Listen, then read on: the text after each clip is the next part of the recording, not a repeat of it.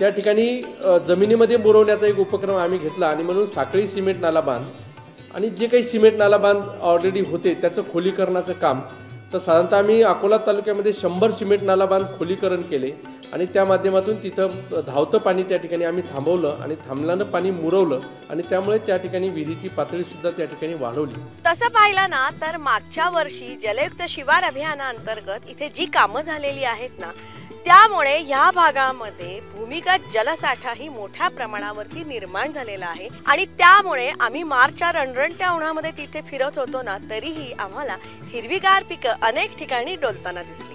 इथं गवार, बरबटी, भाजीपाला येते, कोथमीर वगैरे, मेथी, पालक. हा भाजीपाला पिकतो म्हणजे इथे पाण्याची आहे का? आहे, थोडंफार आहे पाणी, एवढं नाही आहे. ते 3-4 घंटे मोटर चालतं. त्याच्यावरती होतंय.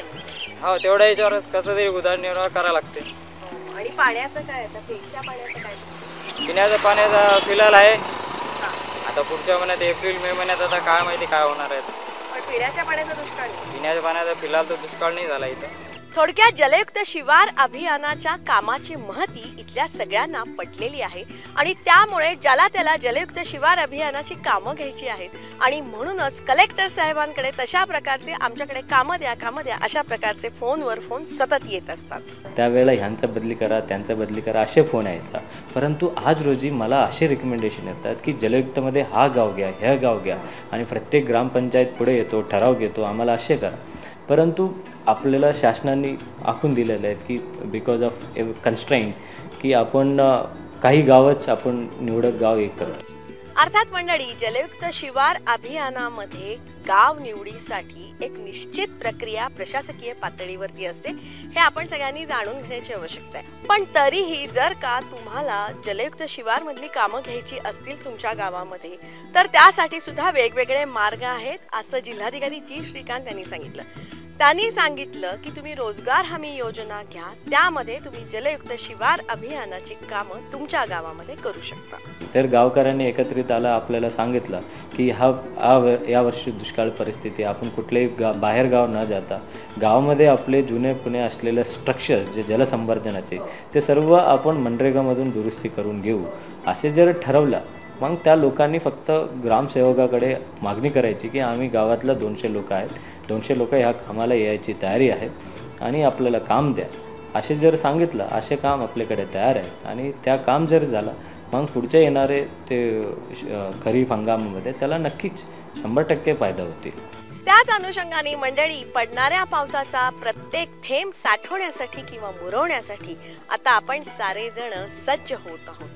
त्याच अनुषंगाने अकोला जिल्ह्याचे जिल्हाधिकारी जी श्रीकांत सरांनी वनराई बंधाऱ्यांची बांधणी विद्यार्थ्यांकडून करून घेतलेली आहे आणि त्यांच्यावरती जलसंस्कार केलेले आहेत. आपण वनराई बंधारा हे जे आहेत ते टेम्पररी बंड असतात आणि त्यामध्ये आम्ही प्रामुख्याने विद्यार्थ्यांचा सहभाग, कारण आजच्या विद्यार्थी जलसंधारणाचं काम कशा पद्धतीने शिकवणे ते पुस्तकातनं शिकवण्याऐवजी पाऊस असताना म्हणजे साधारणतः सप्टेंबर ते ऑक्टोबर ह्या शेवटचे पाऊस असताना ते सर्व विद्यार्थ्यां माध्यमातून म्हणजे 5वी 6वी ते 10वीपर्यंत विद्यार्थ्यांना हे जलसंधारण गोष्टी शिकवणे माध्यमातून त्यांना वनराई बंधारा आपण केलं होतं.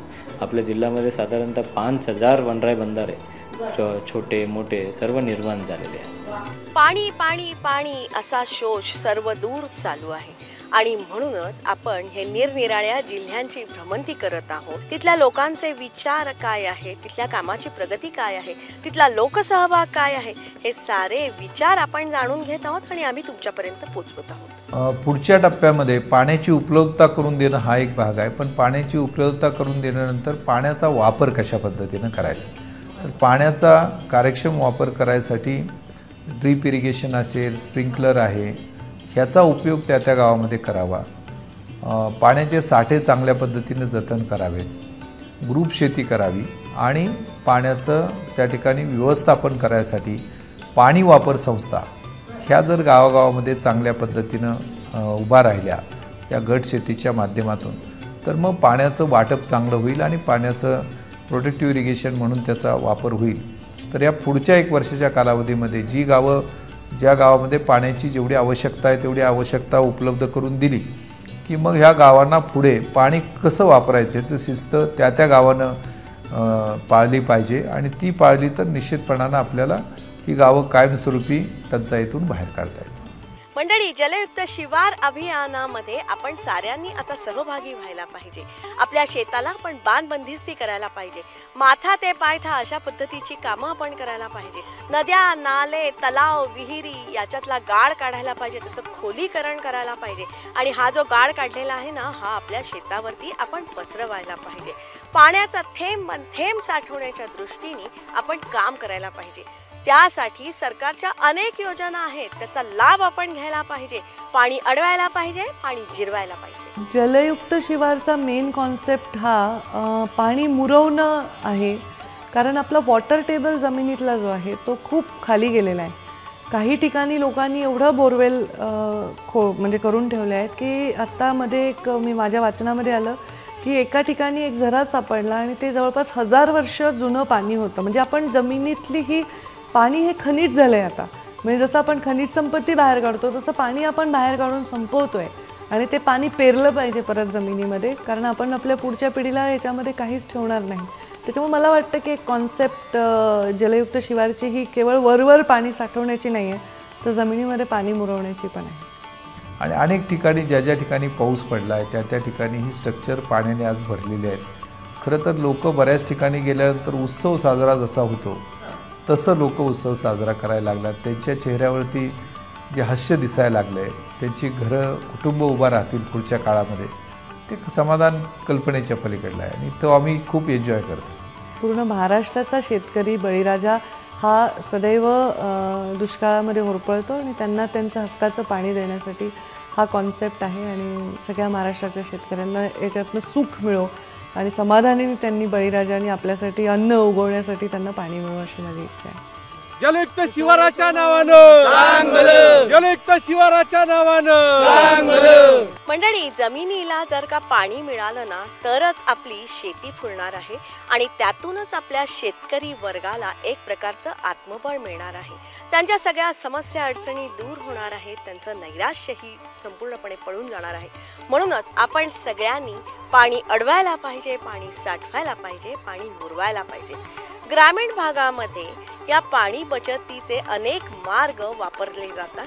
तसंच आपण शहरी भागातल्या लोकांनी सुद्धा पाणी बचत ही करायलाच पाहिजे. त्यासाठी वेगवेगळे मार्ग आपण अनुसरायला पाहिजे, कारण पाणी बचत हीच पाण्याची निर्मिती असते हे आपण सगळ्यांनी ध्यानात ठेवण्याची गरज आहे. जलयुक्त शिवारच्या नावानं. त्याच अनुषंगाने आज अकोला जिल्ह्याची सफर आपल्याला कशी वाटली ते तुम्ही जरूर जरूर आम्हाला कळवा. त्यासाठी आमचा ईमेल ID आहे janatadarbar@yahoo.in. हे तुम्ही जाणून घ्या आणि तुमच्या कमेंट असतील तर या ईमेलवरून तुम्ही आमच्यापर्यंत नक्कीच पाठवा. त्याचबरोबर आमची एक वेबसाईट आहे, त्या वेबसाईटचा ॲड्रेस आहे www.janatadarbar.org. हे जाणून घ्या आणि आमच्या वेबसाईटलाही आपण भेट देऊ शकता. आपल्या सगळ्यांना आता माहिती झालेलं आहे की फेसबुकवरती जनता दरबारचे एक स्वतंत्र पेज आहे. हे पेज तुम्ही जास्तीत जास्त संख्येने लाईक करा, कारण याच्यावरती आम्ही खूप सारी माहिती दिलेली आहे. म्हणजे मध्यंतरी आपण जनता दरबारचं एक पुस्तक तयार केलेलं आहे. पहिल्या 53 एपिसोडची माहिती देणारं हे पुस्तक आहे.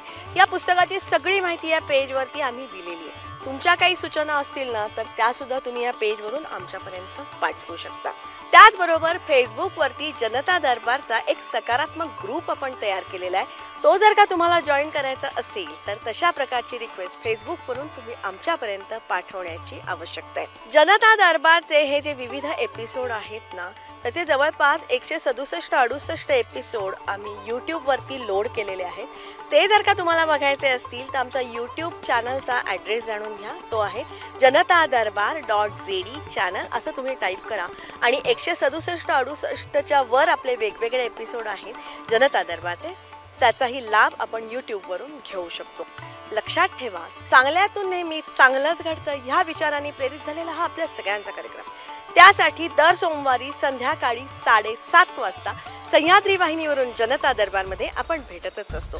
पुनःप्रक्षेपण किंवा रिपीट टेलिकास्ट असतं दर शनिवारी सकाळी 8 वाजता सह्याद्री वाहिनीवरून जनता दरबारमध्ये. जनता दरबारमधली ही जी सगळी माहिती आहे ना ही वैविध्यपूर्ण आहे, वैशिष्ट्यपूर्ण आहे, विश्वासार्ह आहे आणि या माहितीच्या उपयोगामुळे आपल्या सगळ्यांचं जगणं सुकर होणार आहे. हा मात्र ही माहिती जास्तीत जास्त लोकांपर्यंत पोहोचण्याची आवश्यकता आहे. त्यासाठी आपले मित्रमैत्रिणी असतील, आई वडील असतील, नातलग असतील, कुटुंबीय असतील, साऱ्यांना जनता दरबारमध्ये सामील करून घ्या. त्यासाठीच तुमचा आमचा सर्वांचा जनता दरबार.